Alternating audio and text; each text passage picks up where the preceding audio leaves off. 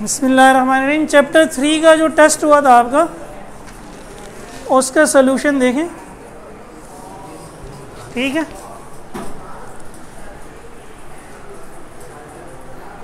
हम पास पेपर के एमसीक्यूज कर चुके हैं, फिर आपको नोट्स दिए थे वो भी हमने किए थे, मॉडल पेपर के एमसीक्यूज भी हमने किए थे। सही है, और चैप्टर तो पूरा हमने पढ़ा ही था। तो ज़ाहिर है मैं सारी चीज़ें डिटेल में एक्सप्लेन नहीं कर सकता, ये तो पूरा चैप्टर है, फिर कोशिश करूँगा जितना करूँ। ठीक है, पहला क्वेश्चन कहता है when a force is applied on a moving body its velocity is change. जब आप बॉडी पे फोर्स लगाते हैं तो वेलोसिटी चेंज हो जाती है। चेंज इन वेलोसिटी किसको कहते हैं? चेंज इन वेलोसिटी का दूसरा नाम क्या है? Acceleration. This velocity change is in the direction. अब ये जो वेलोसिटी का चेंज है यानी कि एक्सेलरेशन, ये किस डायरेक्शन में होता है? जिस डायरेक्शन में फोर्स होती है। ठीक है, opposite to force, direction of force. जिस डायरेक्शन में फोर्स लगाते हैं बॉडी पे, इस डायरेक्शन में फोर्स लगाइए तो इसी डायरेक्शन में एक्सेलरेशन भी होगा। सेम 2 में कहता है to every action there is always a reaction. हर एक एक्शन का रिएक्शन होता है। The reaction force, reaction force क्या होती है? Number A, equal in magnitude to reaction. ये थोड़ी सी प्रिंटिंग मिस्टेक है, इसको एक्शन कर लें। Equal in magnitude to action. B, opposite in direction of action. C में कहता है ए और बी दोनों, डी में कहता है नन ऑफ देम। तो कौन सा सही है? न्यूटन थर्ड लॉ की स्टेटमेंट क्या थी यार? To every action there is an equal and opposite reaction. Equal से क्या मुराद थी? Equal in magnitude, opposite in. यार आप जिसके बाद नोट्स नहीं है वो कहीं ऐसी जगह बैठ जाओ जहाँ नोट्स हैं ना, समझ में नहीं आएगा आप लोगों को ना। इधर बैठ जाओ, आप इधर इनके साथ बैठ जाओ। तुम लोगों के पास है यार? मैं 3-4 दिन से बोल रहा हूँ मैं ये सॉल्व कराऊंगा, तो नहीं था तो ले लेते रिजवान से, नीचे प्रिंट निकाल के आपको दे देता वो। आप लोग भी क्या हैं? भैंस हैं, बस खड़े हो दूध देते रहो, करना कुछ नहीं। 3, which of the following statement is correct about the force of tension. Tension के मुतालिक कौन सी स्टेटमेंट ठीक है? पहले समझ लो, है उतारते रहना। ए में कहता है direction of tension depends upon point where string is connected. Tension की डायरेक्शन उस पॉइंट पर डिपेंड करती है जहां हमने डोरी को जोड़ा होता है। क्या ये बात ठीक है? बस यही बात ठीक है तो हम आगे ना भी देखें। यही हमने कहा था, जहां आप डोरी को जोड़ते हैं टेंशन इसके अपोजिट होती है, तो पॉइंट पर डिपेंड करती है। कहानी खत्म। ऑप्शन ए इसका क्या है? आंसर है। बी में कहता है magnitude of tension is different at different points. Tension different point पर डिफरेंट होती है, नहीं, टेंशन सेम होती है। सी में कहता है व्हेन स्ट्रिंग इज मोशन। ये जब स्ट्रिंग मूव कर रहा होगा, यानी स्ट्रिंग ऊपर जा रहा होगा या स्ट्रिंग नीचे जा रहा होगा, टेंशन जो है वेट के बराबर होगा। तो बॉडी अगर ऊपर या नीचे जा रही होगी, अगर नीचे जा रही होगी तो वेट ज़्यादा होगा, ऊपर जा रही होगी तो टेंशन ज़्यादा होगी। तो बी और सी गलत हैं, बताने का सिर्फ मकसद ये, सही तो ए ही है। तो ये मैं ऑप्शन ए लिख रहा हूँ, इसकी डिस्क्रिप्शन थोड़ी लंबी है, वो आप खुद लिख लेना देख के। Option A. 4 में कहता है to masses m1 are suspended, m1 and m2 are suspended by opposite ends of a string which passes over a pulley such that m1 बराबर है। यही टेंशन का केस 1 क्या फॉर्मूला था? a बराबर है m1 minus m2 g upon m1 plus m2। m1 की जगह 3m2, m1 की जगह 3m2, तो 3m2 minus m2 2m2, 3m2 plus m2, g कितना 9.8, m2 से m2 कैंसिल, 2 से 4 कैंसिल, 9.8 अपॉन 2 क्या हो गया? 4.9।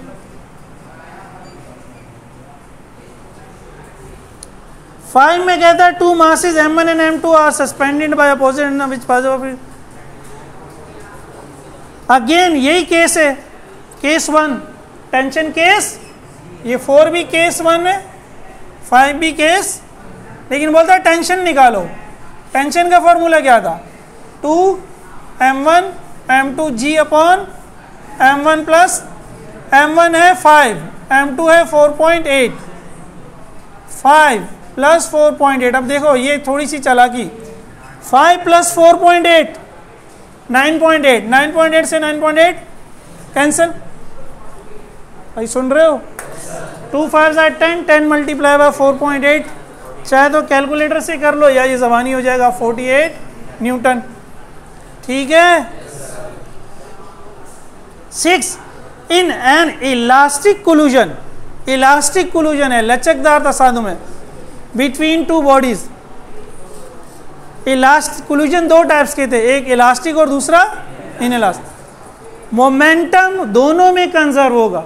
दोनों में फ़र्क क्या होता है? इलास्टिक में काइनेटिक एनर्जी कंजर्व होती है, इन इलास्टिक में नहीं होती। इन इलास्टिक का मतलब है no kinetic energy is conserve, बस। तो अब वो इलास्टिक की बात कर रहा है, इलास्टिक में दोनों कंजर्व होंगे। तो कौन सा ऑप्शन सही है? ए में सिर्फ मोमेंटम, बी में सिर्फ काइनेटिक एनर्जी, सी में क्या है? बोथ। सी में क्या है? बोथ। मोमेंटम का मतलब पी, मैं पूरा नहीं लिख रहा, और काइनेटिक एनर्जी क्या होगी? कंजर्व। अगर ये इलास्टिक की जगह इन इलास्टिक होता फिर कौन सा ऑप्शन ठीक होता? इलास्टिक के वर्ड की जगह अगर इन इलास्टिक होता फिर कौन सा ऑप्शन ठीक होता? फिर only momentum. Kinetic energy conserve हो जाए तो वो तो यही है ना यार, क्या? इलास्टिक। मैं भैंस के आगे बीन तो नहीं बजाना। मैंने कहा फर्क क्या है दोनों में? काइनेटिक, अगर काइनेटिक एनर्जी कंजर्व है तो इलास्टिक है, काइनेटिक एनर्जी कंजर्व नहीं है तो मोमेंटम तो कंजर्व होगा ही होगा, मोमेंटम तो कंजर्व होगा ही होगा। तो अगर इन इलास्टिक है तो मोमेंटम कंजर्व होगा ना, काइनेटिक एनर्जी तो।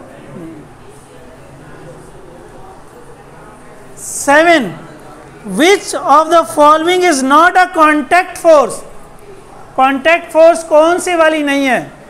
ये कॉन्टैक्ट है ना, डोरी जब मास से मिलती है तब टेंशन में आती है। फ्रिक्शन भी कॉन्टैक्ट है, एक बॉडी दूसरी बॉडी के ऊपर मूव करेगी जब फ्रिक्शन आएगी। ठीक है। नॉर्मल रिएक्शन भी कॉन्टैक्ट है। ये टेबल पे रखा हुआ है डस्टर, ज़मीन या मेरे हाथ पे मार्कर रखा हुआ है, मेरा हाथ नहीं होता तो मार्कर नीचे गिर जाता। मेरे हाथ की फोर्स इसको गिरने से बचा रही है, वो क्या? नॉर्मल। तो जब तक मेरा हाथ कांटेक्ट में इस पे फोर्स लग रही है, लेकिन अगर मैं हाथ हटा दूँ तो ये नीचे गिरेगा। कौन सी फोर्स खींच रही है इसको? वेट। ये ज़मीन के साथ कांटेक्ट में नहीं है, फिर भी ज़मीन की फोर्स इसको खींच रही है। तो कौन सी फोर्स कांटेक्ट नहीं है? वेट। वेट या ग्रेविटी, सही है, ग्रेविटी की वजह से वेट लग रहा है। 9 में कहता है sliding friction is dash than rolling friction. Sliding friction rolling friction से क्या होती है? क्या होती है? अच्छा, आठवां ये मैंने, अच्छा ये 7वां था, ठीक है, 8वां नहीं किया। 8वां है resultant reaction is the resultant of normal reaction and resultant reaction is the resultant of normal reaction and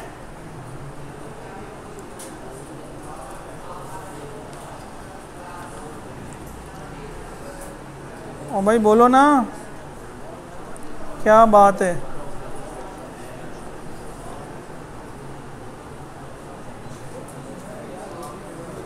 ये तो डेफिनेशन थी यार। Resultant reaction is the resultant of normal reaction and friction. Again अब ये मैं डिटेल में समझा नहीं सकता, ठीक है, ये तो डेफिनेशन थी। 9वां sliding friction is dash rolling friction. Sliding friction rolling friction से क्या होती है? ग्रेटर होती है। जब ही तो पहिए लगाते हैं, पहिए लगाते हैं तो फ्रिक्शन कम हो जाती है। रोल का क्या मतलब होता है? लुढ़कवां। स्लाइडिंग का क्या था? फिसलवां। आप एक संदूक के नीचे पहिए ना लगाएं, उसको खींचें ये आप क्या कर रहे हैं, स्लाइड कर रहे हैं, और आप उसके नीचे पहिए लगा दें, अब आप क्या कर रहे हैं, रोल कर रहे हैं। तो स्लाइड के केस में फ्रिक्शन ज़्यादा होगी, रोल के केस में, स्लाइड के केस में ज़्यादा होगी ना, सही है। 10 में क्या था, block of mass m is suspended is placed on an inclined plane, the force of friction is F, force responsible for downward motion. Inclined plane याद है, ये इंक्लाइंड प्लेन था, a plane that makes an angle theta with the horizontal. Mass इधर पड़ा हुआ है, ये move करेगा डाउनवर्ड, मूव इधर करेगा, क्या है उसने, फोर्स जो लग रही है ग्रेविटी की, वेट इधर है, नॉर्मल रिएक्शन इधर है। अब फोर्सेस तो इसमें लग रही है, वेट और नॉर्मल रिएक्शन। अगर ये वेट की वजह से मूव करता तो ये इधर आता, नॉर्मल रिएक्शन की वजह से मूव करता तो ये तो इधर आता। अब क्या करें, इधर कौन सी फोर्स है, तो हमने कहा था हम इस वेट के दो कंपोनेंट बनाएंगे, W cos थीटा या W को mg को है तो mg cos थीटा, एक कंपोनेंट इधर mg sin थीटा, फ्रिक्शन इसको अपोज करेगी, इधर होगी। अब वेट को भूल जाओ, mg cos थीटा और r एक दूसरे को कैंसिल कर देंगे, mg sin थीटा बॉडी को नीचे ले जाएगी, क्यों, क्योंकि mg sin थीटा फ्रिक्शन से ज़्यादा। तो टोटल फोर्स क्या होगी, बड़े में से छोटे को माइनस कर दो, mg sin theta minus, again ये पूरी डेरिवेशन थी ना यार इंक्लाइंड प्लेन की, लेकिन सानू की, सर सानू की, असाध्य फेल होना है। जो 11 नंबर है इसमें कहता है, a truck starts from rest at the top of a slope. ये क्वेश्चन है, आप लोग पढ़ लो पूरा। एक स्लोप है, उसके टॉप पे ट्रक है, ट्रक ने यहाँ से चलना शुरू किया, ये 1 मीटर हाई है और 49 मीटर लॉन्ग है, यहाँ एंगल थीटा, तो ये इंक्लाइंड प्लेन बन गया। क्या बन गया, ये इंक्लाइंड प्लेन बन गया। हमसे वही एक्सेलरेशन पूछ रहा है क्या है, तो एक्सेलरेशन का फॉर्मूला g sin थीटा, अगर फ्रिक्शन को इग्नोर कर दें, यही कह रहे हैं ना, neglecting friction, acceleration of the truck at the bottom. तो देखिए साइन थीटा, हमें थीटा नहीं गिवन, लेकिन साइन थीटा होता है परपेंडिकुलर अपॉन हाइपोटेन्यूज।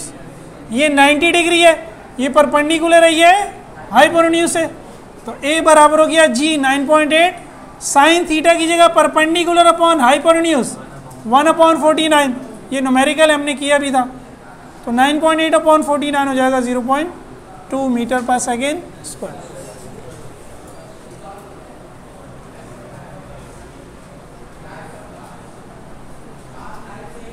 ठीक है। 12 में कहता है which unit is equivalent to newton per kilogram. Newton per kilogram क्या होगा, न्यूटन पर किलोग्राम। न्यूटन किसकी यूनिट है, फोर्स की। फोर्स बेसिकली क्या होता है, F इज टू m में, m kilogram, acceleration metre per second, तो न्यूटन की जगह हम लिख सकते हैं kilogram metre per second square, upon में भी किलोग्राम किलोग्राम किलोग्राम कैंसल, भाई क्या बच गया, metre per second square.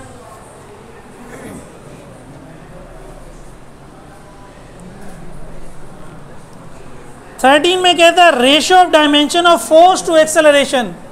Force upon acceleration, ratio का क्या मतलब होता है, डिवाइड करो फोर्स और एक्सेलरेशन की डायमेंशन, फोर्स की डायमेंशन mlt - 2, तो F इक्वल टू m है ना, ये m है और ये a ही है, यही a है, तो अपॉन क्या आ जाएगा lt - 2 कैंसिल, बाकी क्या बचा m। ठीक है। 14 में क्या कहता है, momentum of a body is change from 10 to 10.5 in 1 second. Force responsible, तो अगेन 14 फोर्स का एक फॉर्मूला हमने कहा था, change in momentum upon time, final momentum minus initial momentum upon time. Final है 10.5, इनिशियल है 10, टाइम है 1, तो क्या हो जाएगा 0.5 न्यूटन। ये यूनिट में अगेन मिस्टेक है, मीटर पर सेकेंड है, लेकिन ऑप्शन आपको दिया हुआ है 0.5 न्यूटन। F बराबर है 0 तो A भी 0। ये न्यूटन का कौन सा लॉ है भाई? ये तो आसान है ना यार। F is 0 then A is, सोच रहे हैं इसमें भी। अब F is equal to M में, तो A बराबर F अपॉन M। F 0 किया तो A भी। 16 में कहता है मैंने bullet is fired by a cannon. Cannon तोप को कहते हैं, इसकी जगह गन लगा लो, समझना आसान हो जाएगा, ठीक है। When a bullet is fired by a gun, the gun moves backward with a velocity. Gun पीछे जाएगी बुलेट, तो गन की जो वेलोसिटी है equal to the velocity of the bullet होगी। आपने फायर की बुलेट ठा करके, जिस स्पीड से बुलेट आगे गई उसी स्पीड से गन पीछे आई। ले भाई, बंदा भी गया, फिर जिसने फायर किया वो भी गया। समझ रहे हो? इतनी तेजी से अगर वो गन भी आ रही है, कैसे रोकेंगे उसको? बी में इससे भी खतरनाक है, गन की वेलोसिटी बुलेट की वेलोसिटी से भी ज्यादा हो गई। चल भाई, सी में क्या क्या कहता है? Less than. ये हमने न्यूमेरिकल भी किए थे, less than the bullet, velocity less than the.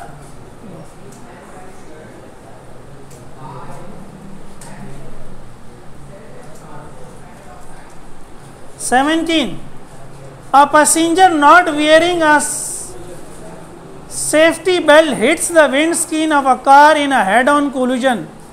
This is an illustration of, एक पैसेंजर ने जो है सेफ्टी बेल्ट नहीं पहना हुआ। गाड़ियों में लगा होता है ना वो बेल्ट, खासकर जब आप मोटरवे पे जा रहे हैं, हाईवे पे तो पहन लिया करें ताकि एक्सीडेंट है तो वो आपको बचाए। उसने नहीं पहना हुआ था, वो हमारी तरह का पाकिस्तानी था, छोड़ अबे छोड़ तो उसका सर स्क्रीन से टकरा गया, विंड स्क्रीन से। तो ये किस चीज़ की एग्जाम्पल है? Newton's first law, Newton's second law, law of conservation of moment, third law तो है ही नहीं ऑप्शंस में। तुम लोगों के पास, इसका मतलब ये नहीं है, तो तुम लोग मक्खियाँ मार रहे हो बैठ गए। नहीं, क्या समझ रहे हो यार? किसी ऐसे के पास बैठ जाओ, इसके पास है न्यूटन्स यूनिवर्सल लॉ। भाई वो गाड़ी जब जा रही है तो पैसेंजर गाड़ी के साथ साथ जा रहा है। गाड़ी का जब एक्सीडेंट हुआ तो गाड़ी तो रुक गई, पैसेंजर अभी भी आगे जा रहा है। इनर्शिया, पैसेंजर की बॉडी अभी भी वो आगे जाने की कोशिश में क्या कर गई? टकरा गई। तो ये कौन सा लॉ है? फर्स्ट लॉ भाई, first law. Or body will remain at rest or continue to move with uniform. आप लोगों ने मस्जिदों में तो सफ़र किया होगा यार, जब ड्राइवर को गुस्सा आ जाता है वो चुंडी रख लेता है, जब वो ब्रेक मारता है तो आप कहाँ गिरते हो? आगे। जब वो एक्सेलेरेटर दबाता है कहाँ गिरता हो? पीछे। ब्रेक में आप आगे क्यों गिरते हो? क्योंकि आपकी बॉडी मूव कर रही होती है, वो आपको अचानक रोकता है तो आप आगे जाते हो। इसमें भी यही हुआ ना, उसका सर आगे की टकराया जाके। सही है, फर्स्ट लॉ।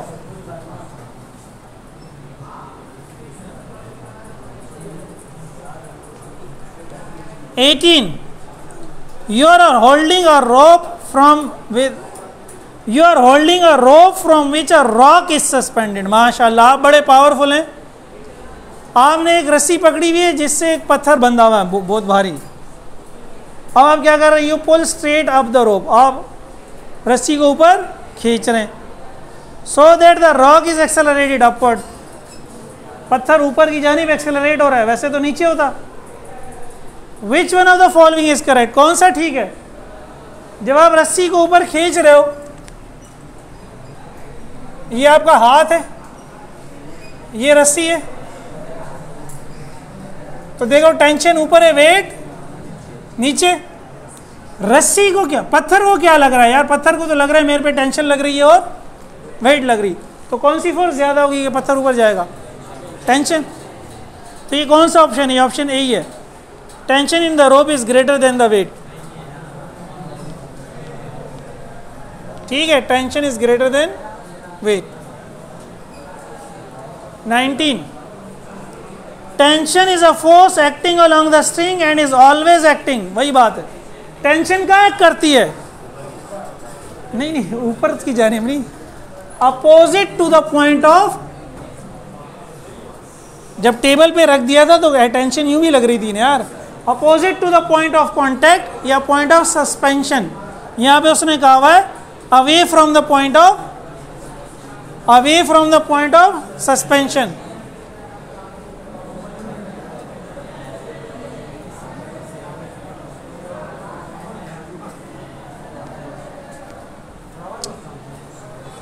तुम लोग क्या खुसर फुसर कर रहे हो भाई? रावाला मेरी बात सुनो यार। 20 dimension of linear momentum mass multiply by velocity. Mass की डायमेंशन है वेलोसिटी की LT-1, ठीक है। 21 में कहता है बॉल ए का मास 5 किलोग्राम है, वो 20 मीटर पर सेकेंड से मूव कर रही है, बॉल बी से टकराती है जिसका मास हमें मालूम नहीं है, लेकिन वेलोसिटी 10 मीटर पर सेकेंड है। कोलिजन के बाद बॉल ए की वेलोसिटी 10, बॉल बी की 15, मास बॉल बी का क्या है? ये law of conservation of momentum हो गया ना। Law of conservation of momentum याद है? m1 v1 plus m2 v2 equals to m1 u1 plus m2 u2। अब बॉल ए है 5 किलोग्राम की, तो m1 इधर भी 5, m1 इधर भी 5। Moving at 20 metre per second, collision से पहले velocity v1 20 metre per second, collide with ball B से टकराती है, उसका मास हमें मालूम नहीं है, m2 मालूम नहीं है, लेकिन m2 मूव कर रही है 10 मीटर पर सेकेंड से, तो m2 की वेलोसिटी कोलिजन से पहले 10।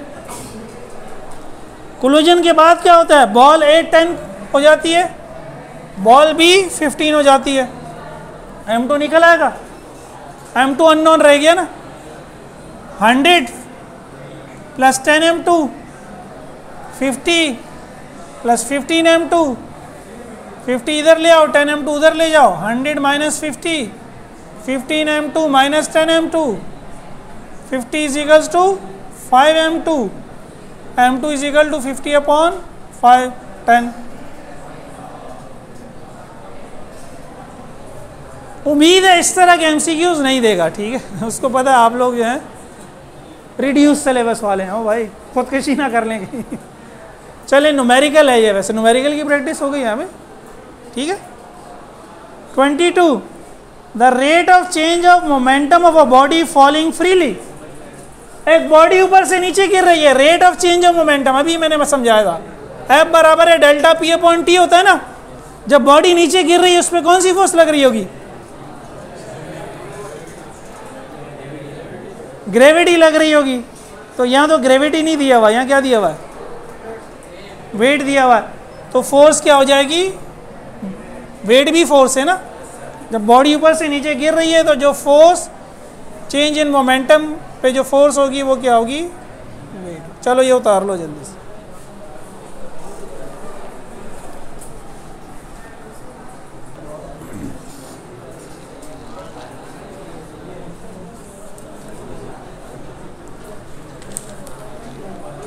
ट्वेंटी 23 में क्या कहता है?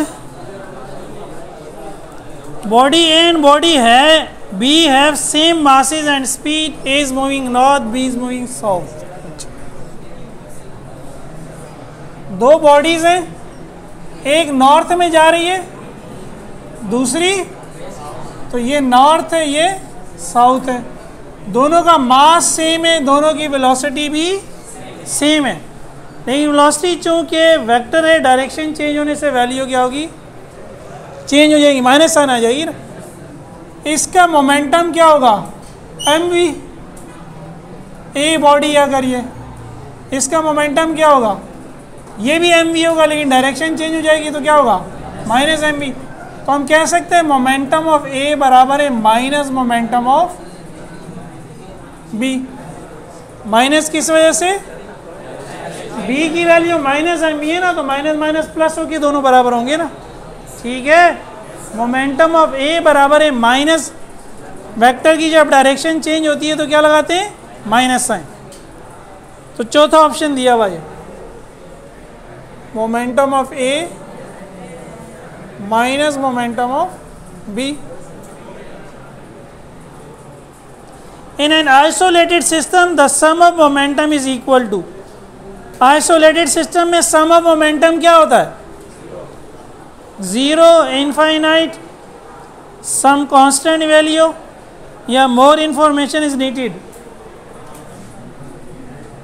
या अल्लाह, मैं किधर फंस गया है भाई? ये क्या है? ये कौन सा लॉ है? Law of conservation of. अभी हमने किया एक सवाल, जो ये वैल्यू होगी वही ये वैल्यू होगी, दोनों सेम है, इससे क्या मुराद है?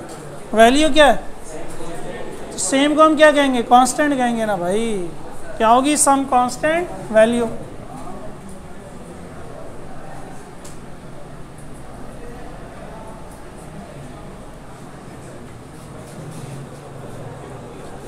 आप लोगों को मैंने पिछले हफ्ते से बोल रहा हूँ, ये मैं करवाऊँगा, एक दफ़ा दोबारा देख लेते, अल्लाह ताला आपको तौफीक देता।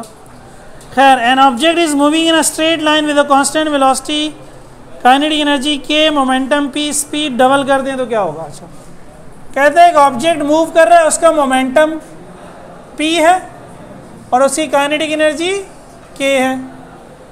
वेलोसिटी आपने डबल कर दी, वेलोसिटी आपने डबल कर दिया। अब ये भी मैं डिटेल में आपको समझा चुका हूँ। मोमेंटम वेलोसिटी के क्या है? Directly proportional.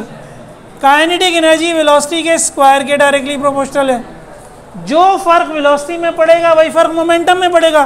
वो कह रहा है वेलोसिटी को डबल कर दो। वेलोसिटी को, जब वेलोसिटी को आप डबल करोगे इसका मतलब है वेलोसिटी 2 से मल्टीप्लाई हो गई।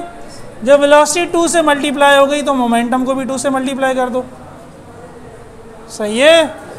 मोमेंटम की नई वैल्यू। काइनेटिक एनर्जी क्या है? काइनेटिक एनर्जी वेलोसिटी के स्क्वायर के प्रोपोर्शनल है। अब नई काइनेटिक एनर्जी क्या होगी? वेलोसिटी की जगह आप 2v पुट करोगे, 2v का स्क्वायर क्या हो जाएगा? 4v square. v स्क्वायर किससे मल्टीप्लाई हो गया? 4 से।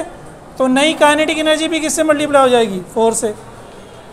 ठीक है, तो 2p एंड 4k उसने आंसर उलट दिया हुआ है। 4k पहले दिया हुआ है, 2p बाद में, option C. 4k and 2p। 26 a cricket ball of mass m travelling at a speed of v। आप बहुत बड़े फास्ट बॉलर हैं दुनिया के, आपने v स्पीड से बॉल कराई, लेकिन बैट्समैन भी बड़ा बैट्समैन था, जिस स्पीड से आपने फेंकी उसने उसी स्पीड से मार दी। Stuck back in the opposite direction with the same speed. Magnitude of change in momentum. Change in momentum का magnitude बताओ। Change in momentum का magnitude बताओ क्या होगा? ठीक है, तो अभी हमने समझा था डेल्टा पी क्या होता है? फाइनल मोमेंटम माइनस बॉल यूं गई और यूं वापस आ गई। अगेन अगर ये एम वी है तो ये माइनस एम वी है। ये इनिशियल मोमेंटम है, ये फाइनल मोमेंटम है। वैल्यू पुट करो, final momentum minus M V. Minus तो फॉर्मूले का, इनिशियल मोमेंटम एम वी क्या हो जाएगा? Minus 2 M V. अब ऑप्शन में 2 एम वी दिया हुआ है, माइनस 2 एम वी नहीं दिया हुआ, तो करेक्ट ऑप्शन आपका क्या होगा? या तो ये मिस्टेक है या क्या। एक मिनट, मैग्नीट्यूड की बात कर रहे हैं ना, तो मैग्नीट्यूड वेक्टर का हमेशा पॉजिटिव होता है। अब मैग्नीट्यूड में माइनस साइन को क्या कर देंगे? इग्नोर कर देंगे। माइनस साइन तो ये बता रही है कि डायरेक्शन क्या हो गई? चेंज हो गई। तो आंसर हमारा क्या हो गया? 2mv। 27 इसी का सवाल है। 2 balls A and B moving in opposite direction collide elastically and comes to rest। Rest का क्या मतलब हुआ? कोलिजन के बाद वेलोसिटीज नहीं है दोनों की, तो इक्वल के बाद क्या हो गया? 0। ए का मास है 200 ग्राम, 200 को किलोग्राम बनाओगे 0.2 बन जाएगा। बी का मास है 400 ग्राम, 0.4 बन जाएगा। सही है, 1000 से डिवाइड करोगे। इनिशियल वेलोसिटी ऑफ ए की जो वेलोसिटी थी वो 3 थी, तो बी की वेलोसिटी क्या होगी? v2 निकालना है। v2 0.2 मल्टीप्लाई बाय 3, 0.6 यहाँ में जाएगा, क्या हो जाएगा? माइनस 0.6। तो v2 क्या हो जाएगा? माइनस 0.6 अपॉन 0.4 6/4 3/2, 3/2 क्या होगा -1.5 metre per second. 28 the example of elastic collusion. Elastic collusion की एग्जाम्पल क्या है? दो बसें टकराई, बस और कार टकराई, हाथी और मच्छर टकरा गया, हाथी और आखिरी ऑप्शन क्या है? ब्लेड की बॉल्स टकरा गई। ब्लेड मतलब जिसको हम स्नूकर कहते हैं। तो इलास्टिक कौन सा है? कौन सा है? ब्लेड बॉल्स वाला ना यार। गाड़ी जब भी टकराती है तो काइनेटिक एनर्जी कंजर्व नहीं रहती ना, तो इलास्टिक नहीं होगा, वो इन इलास्टिक होगा। 29 में कहता है to a good approximation the frictional force between two surfaces in contact does not depend. दो सर्फेसेज कॉन्टैक्ट में तो फ्रिक्शन डिपेंड नहीं करेगी। किस में नहीं करेगी डिपेंड? चार स्टेटमेंट्स हैं, किस में नहीं करेगी? पहले में कहता है नॉर्मल फोर्स। भाई नॉर्मल फोर्स पे तो करती है, क्यों? क्योंकि फ्रिक्शन का formula mu R, R normal force है, नॉर्मल फोर्स पे तो फ्रिक्शन डिपेंड करती है। बी में कहता है the area of the surface in contact, ये आपका जितना एरिया कॉन्टैक्ट में आ रहा है, जुड़ रहा है जितना एरिया, उस पर डिपेंड नहीं करती। ये बात ठीक है या गलत है? ये बात ठीक है ना यार, एरिया पे डिपेंड। ये म्यू क्या बता रहा है? सरफेस पे डिपेंड करती है। फर्श पे लकड़ी घसीटोगे, फ्रिक्शन कुछ, चाहे छोटी लकड़ी हो चाहे, फर्श पे पत्थर खींचोगे म्यू कुछ और हो जाएगा, समझ रहे हो? रबड़ खींचोगे म्यू कुछ और हो जाएगा। एरिया पे डिपेंड नहीं करती, area of the surfaces.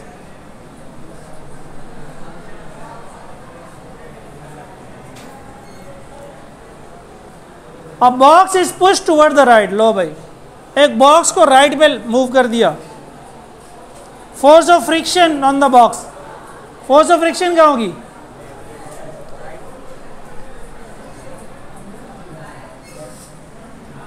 Friction motion को अपोज करती है। अगर मोशन राइट पे होगी तो फ्रिक्शन लेफ्ट पे होगी।